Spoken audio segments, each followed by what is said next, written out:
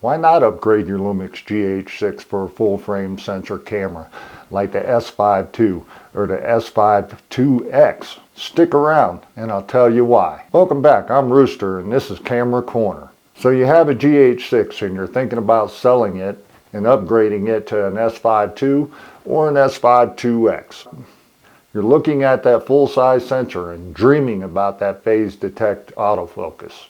I'm going to give you some reasons why you should hang on to your GH6 and save some money, at least for now. The GH6 is probably the most all-around capable video camera in the Lumix lineup. It has a plethora of recording modes like C4K, 5.8 open gate, it has all-eye recording, and stellar slow motion capabilities. It has a CF Express card, which allows you to record ProRes internally without having to record to an external SSD drive. Something that the S5 II and the S5 IIX really can't do. The cost of the lenses on a GH6 are much cheaper than the lenses for a full frame camera like the S5 II or the S5 IIX. The lenses are a lot smaller, they're a lot lighter, more compact, easier to tote around in your backpack or your camera bag. If you have a GH6, you probably already have a bunch of micro four thirds lenses. So if you go to a full frame camera, you're going to end up having to buy more lenses for that full frame body. And again, those lenses can be extremely expensive, they're a lot bigger and a lot heavier. Now I know what you're thinking. What about that phase detect autofocus or shooting in low light conditions? The S5 II and the S5 IIX are definitely better in those two categories. So if you need one of those two things, the upgrade might actually be worth it to you. You could upgrade to the G9 II and still be able to use your micro four thirds lenses. But the only thing you will gain from that is the phase detect autofocus. I have a GH6 and the autofocus on this camera really isn't that bad. It doesn't compare to the phase detect on the S5 IIX, but it does a pretty good job except for in low light conditions.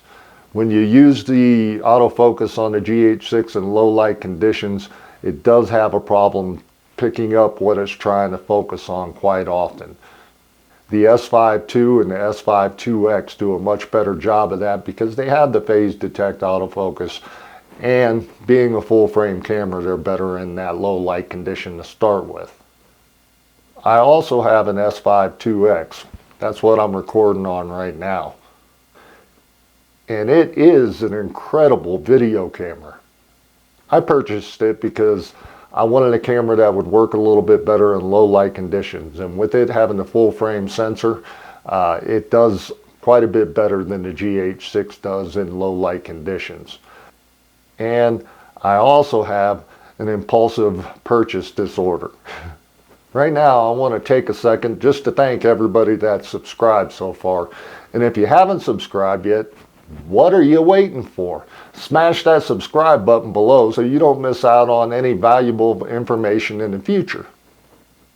So you could sell your GH6 and buy an S5 II or an S5 IIX or even a G9 II.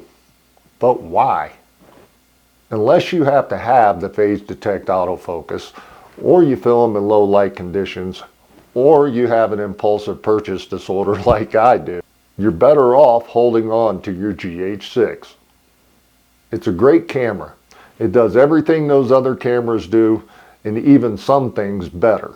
Besides that, Lumix is coming out with some new cameras this year, and there are rumors that one of them might be the GH7, which will surely have the phase detect autofocus and probably a lot more enhancements as well.